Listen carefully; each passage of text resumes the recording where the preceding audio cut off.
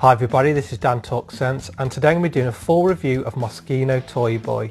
I managed to grab this fragrance for a really good price in the Black Friday sales, so by the end of the video I'll tell you how you can do the same and get it for a real bargain price.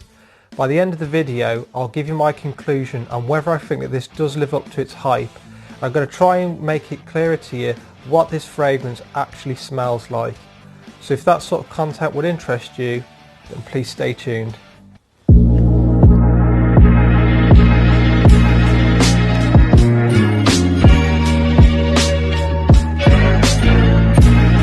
So guys, if we have a look at the presentation, I won't spend too much time on this.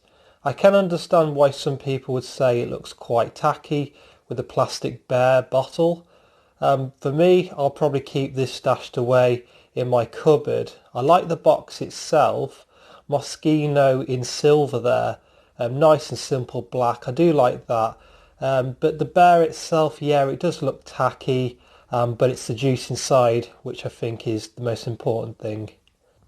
Okay guys, so what I try to do with my reviews is to try, it's a bit like smell-o-vision, so I try and get it across to the subscribers, the viewers, what I think it smells similar to. And my knowledge of fragrances is okay. I haven't smelled as many fragrances as a lot of people out there on YouTube and in Fragcom. So I try and think of things that I grew up smelling and some of the things you may have smelt before and use them as examples. And a really random thing that came to my mind was an alcoholic drink called apple sours, and I don't know if any of you used to drink that when you were younger or at house parties and stuff. But the reason that comes to mind is because of literally how sour this fragrance comes across. So you've got some notes in the top. There's a bergamot and the pear. Now pear's used in ultramalt, and with ultramalt it's got like a juicy side to it, but it comes across as like candy and playful. With this one it's kind of a little bit bitter with the pear, but it's got that juiciness to it. Some people can't pick up the bergamot in this, but I can. So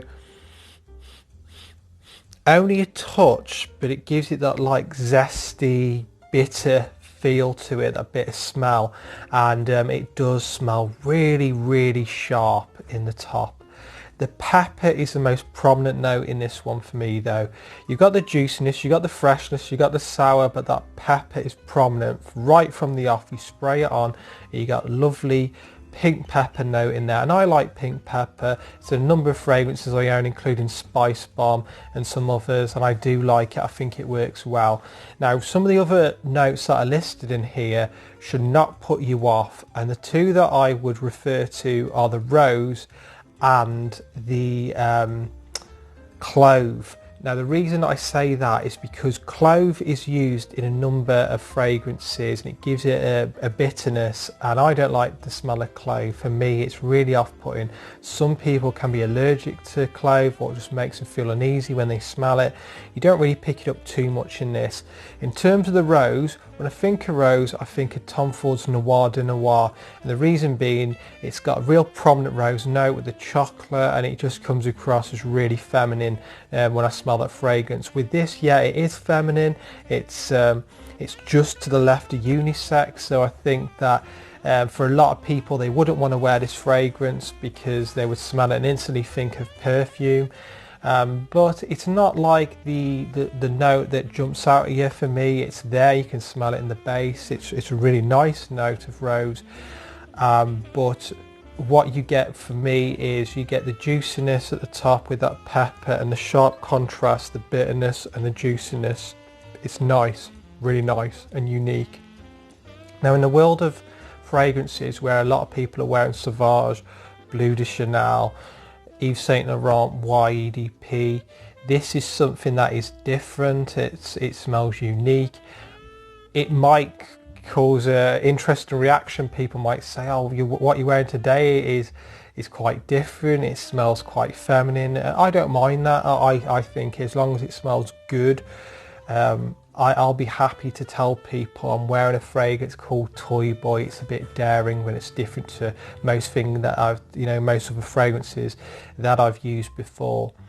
I want to do a shout out to members of Fragcom UK Facebook page, because they highlighted that you could pick this up 100 mils for £35, which was a steal, an absolute steal. I had my eyes on this for a while. I kept on seeing people selling it. They were selling the 30ml bottle for like £35. And I was waiting and waiting until it dropped down. Black Friday sales, I thought I'd have a look, see what was out there. I noticed that on the Fragcom page somebody highlighted that you could pick this up for 35 quid for 100 mils. And I thought, well, you can't beat that really. I ordered it, it came, and really chuffed with that deal. I think for £35, and it's a real good performer. If I summarise in terms of performance, if you spray this on in the morning, you'll get a moderate scent bubble. And I know it does project moderately because I was in River Island the other week and a guy had this on. I could recognise it straight away. I was too embarrassed to mention to the guy, are you wearing Toyboy? Because it might be a bit embarrassing, a bit strange maybe, but I smelt it and after that I thought it does project. I could smell it on somebody else and it smelled good on somebody else. Smelling it on yourself is different to smelling it on somebody else. Sometimes when you smell a fragrance on somebody else, it smells really good and you think, I wouldn't mind being like that person, smelling like that. And that's what I felt, and I thought I'm definitely going to get it the next opportunity I see it as a good deal. So I will put the information about where you can get it for that price from the website and the perfume shop in the UK. In terms of projection performance, it's moderate scent bubble. You spray it on, you'll be able to smell it moderately off your skin. A nice scent bubble, probably this far away. You walk past somebody, you get a nice whiff of it, and you'll get that for 6, 7, 8 hours. So it's above average in terms of performance and projection. It's unique. I think it's ideal for the winter. It might come across as too sickly and pungent in the summer just because of how sharp it is, but I think you could get away with this if you was having a meal in high heat at night time, having a nice meal and smell this, and you've had a shower and it will smell really unique and nice and juicy. I think you should get a sample first. I think with all fragrances I'd advise that to definitely get a sample first. It might not be for you. I've seen a lot of these come up for sale as well, if I'm being honest. I've seen a lot of people take the plunge on this. It's not quite for them, they sold it on.